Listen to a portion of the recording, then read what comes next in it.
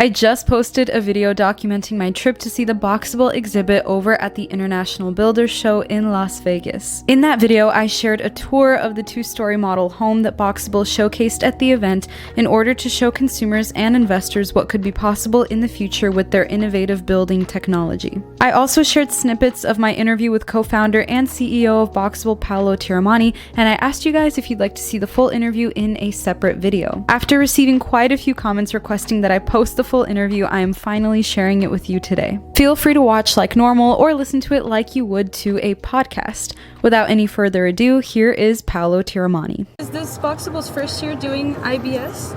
No, actually, this is our third year. Third year, okay. So the first year, we brought prototypes. So what happened is Builder Magazine contacted us when we were still in R&D, and they said, do you want to attend the show? We'll give you some money. And we're like, well, we don't want to miss the opportunity. So we built the big 40-foot Boxables. We brought them down. They're pretty rough. They look nice, but they're pretty rough. Yeah. And we put them down, and we're in Las Vegas. We're in the desert, and overnight, the night before the show, it snowed. Oh, no. It snowed. So you think it snowed. The snow was like this, and it didn't melt till the morning. No way. And in the morning, because they were just really first prototypes, as the snow melted, and just as the show opened, the water poured in. That's terrible. What did you do? We mopped it up. Cleaned it up. Goodness. And then the second year we came with the casita, then we had stupid COVID, and then we're here. So it's third year. That's amazing. I think we'll probably do at some point in the future, we'll do our own village. Oh, wonderful. Yeah, so this is show village. I think we'll just do our own village. That would be we'll bring all different styles. We'll put down a whole village when we're ready to, because it's a sort of honeypot of customers, and if we were able to sell, the guys would be taking orders right now. Oh, I see. Yeah, so it's worth it to spend the money to put up a village. Absolutely. And say, yeah, we have production, we should build. So. Yeah, and with this custom home specifically, it seems like there's a ton of interest in different Boxable configurations that you can create. Of course, there's a lot of people that love the casita, but that are also interested in the larger models. Yeah. Do you think that, I'm curious, will the company, it seems like you guys are trying to move away from that tiny home label and move more into the, where we create prefab homes and we can create any type of home. Is that fair to say? Yeah, I mean, we don't mind. We don't mind the tiny thing at all, but we're never a tiny company. It's a building construction system, and we started with the smallest module, and everybody loved it. And everybody said, "Oh, tiny company," and we said, "Sure." That tiny works. company. Yeah. And so now, for our partners and investors in the general marketplace, we put together this to show more of a building system. Yeah. And this is still made from the little 20 by 20, but we'll have 20 by 40, which is basically the whole first floor of this. So 20 by 40 is a huge box. And so that you can make pretty much anything, stand, connect, cantilever. You can make most building types most of the time, high quality, low cost, much lower cost, and really, really fast.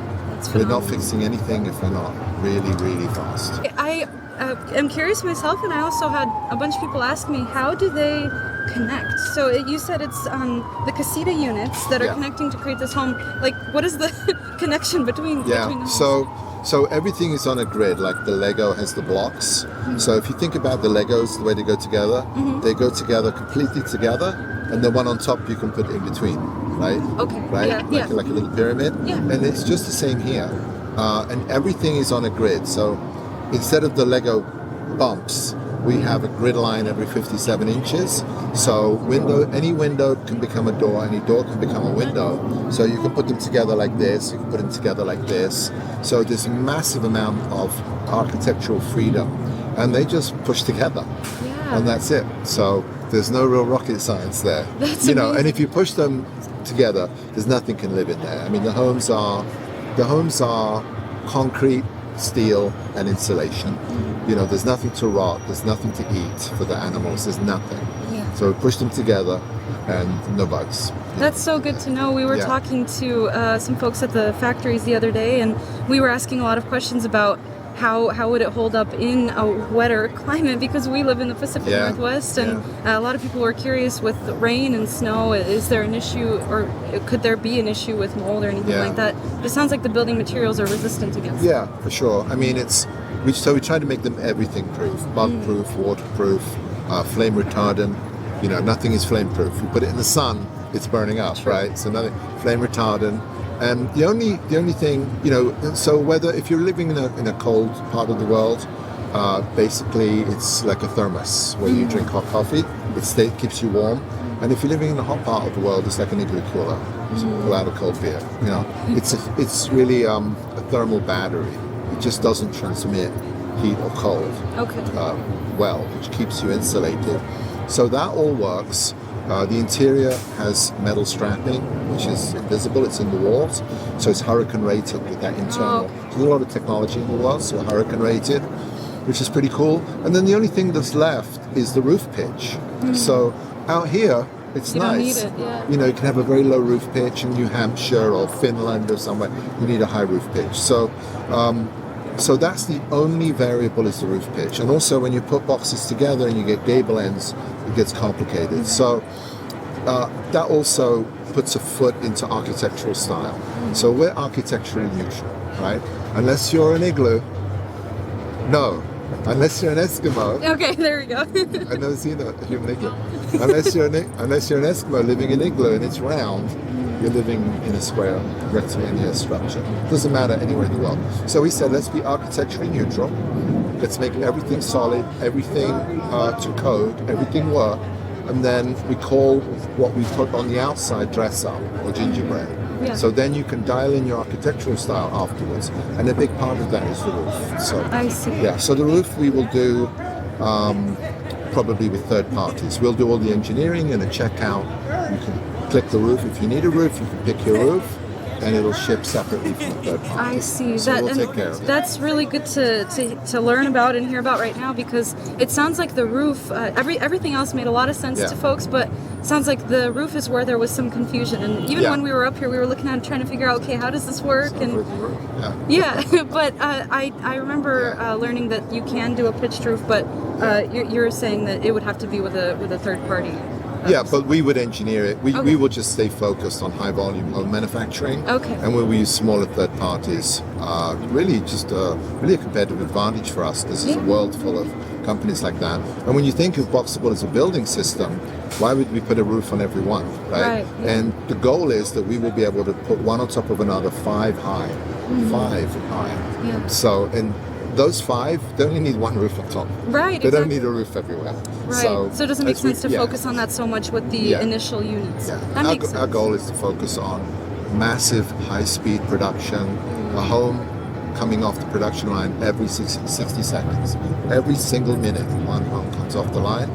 And that's the only way we can make a dent in the problem. It's the only way to fix the problem. Yeah, that's phenomenal. I as being a real estate agent full-time, I see firsthand how people really struggle to find affordable housing, and it's getting harder and harder for first-time home buyers to get their foot in the door and to start building generational wealth and purchasing a home. So I think that this absolutely has the potential to solve that issue. I think from based on my understanding, it seems like the only issue is that a lot of zoning codes don't really allow for tiny homes, but you're saying that it's going to grow to be more than that. Yes, I mean, I think that's changing. The ADU, for your viewers, accessory dwelling unit in California, the land backyard casitas, that's where we got the name actually. Oh, okay. Yeah, and so I think that's changing, and different municipalities have different codes. So it's an antiquated business with a lot of legacy issues. It's really kind of just underdeveloped because all the businesses are local and regional. So it would be like if you bought a car in Las Vegas and you wanted to drive to Arizona, and when you got to Arizona, they said, "Oh no, you can't come in with that car. It's exactly you got to stay in you got to stay in Nevada." So it's part of our responsibility to go through and rationalize all the codes, and I believe we'll probably be doing that in Washington at the federal level at the end of the day. So our goal ultimately, so the highest code in the land right now is the modular code. And even that has some issues. So in certain areas we're significantly higher quality than the modular code. It's really not good enough.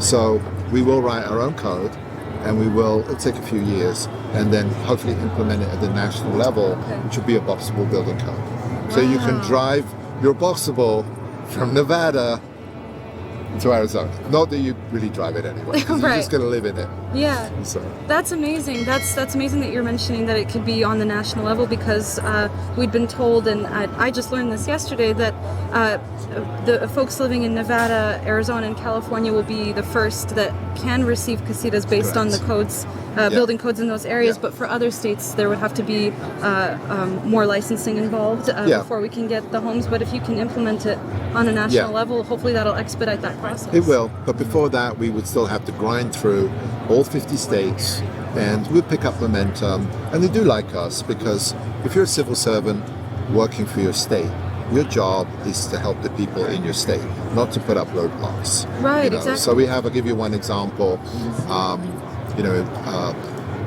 There is nothing that goes through our floors. Normally, like a toilet drain and other plumbing goes through the floor. It's kind of dumb. Why would you put it through the floor? Then I got to crawl underneath the floor. Right. So there's one state that says, well, you have to have a crawl space underneath the bottom of the house. And we're like, why? It's like, for the plumbing that goes through the floor. And we're like, we don't have any plumbing that goes through the floor. And they're like, oh, okay, but you need the crawl space. Still, regardless. Yeah. Wow. So these are perceptions that we have to change. And so we just fight those fights. And they're not fights, it's just organization, one by one. So it's going to take a few years, but it makes sense for everybody, and we have a lot of support. So it's a fun process. Yeah, it seems like it. I just looking at all the feedback online, it seems like it's overwhelmingly positive, because like you've mentioned in previous videos, everything else has moved with the times, but housing is still sort of stuck back in what it hasn't changed in a long time. It's prehistoric. I mean, we've been building the same home the same way in wood for several thousand years, and we build them one by one in the field. So that's pre-industrial. So pre-industrial just means not in a factory. Not in a factory. There is nothing else. Nothing. They even make rockets. Elon Musk makes rockets in a factory. And they're really big. They're really, everything in your life is made in a factory. That's a good point. Yeah. So, and that's because they're big. So we solved that problem. They fall down, which has a lot of knock-on benefits. We fix that problem, so that opens the factory door to put everything in the factory, take advantage of a modern world and all the advantages those provides, from physical stuff to software, distribution, everything. So we're running just as fast as we can. You can see we're not hanging around. We call it Boxable time, where everything happens super quickly. And everybody has to work twice as hard. So. Absolutely. And there's already, I believe it was, Galeano said, over 160,000 people? 160, 170,000, the wait list. And we really call that as an expression of interest, because not everybody's put down a deposit. Right. But, I think it's clear to me that we will sell millions of casitas over time. And I also believe it's pretty obvious that it will be less than those millions of casitas will be less than 1% of the total Boxable business, because the problem is so big. So the numbers are so staggering that our biggest challenge and our biggest responsibility is to scale.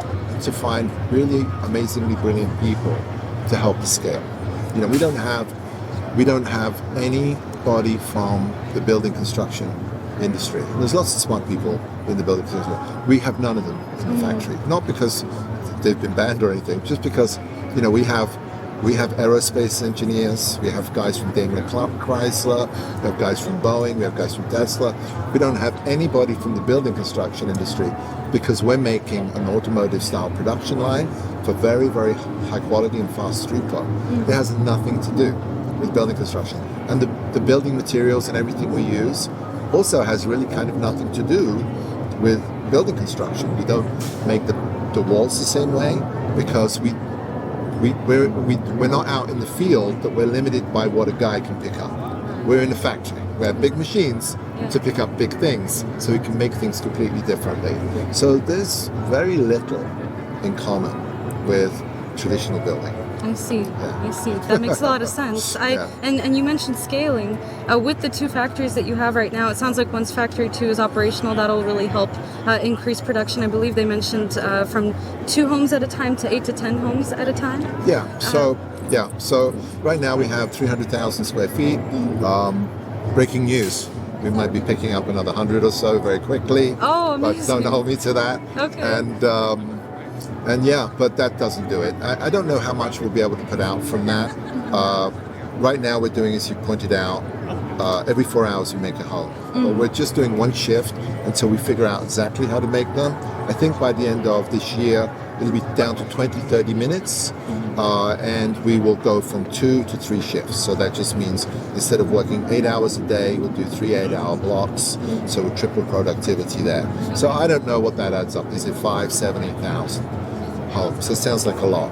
It's not. It's a drop in the bucket. So we're planning our first Boxilla, like Godzilla, but for houses, called Boxilla. I love it. Yeah.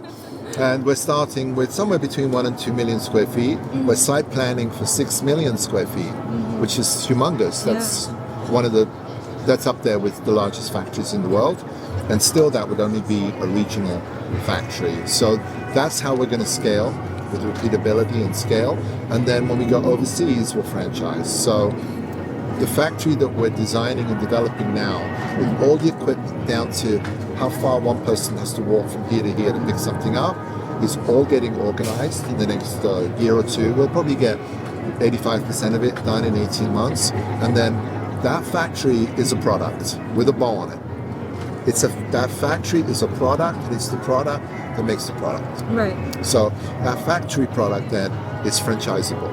Okay. So then we can go out to foreign countries and do franchises. And sometimes there'll be corporations, and sometimes it will be the country that's partnering, the actual country that's partnering with us to put it down.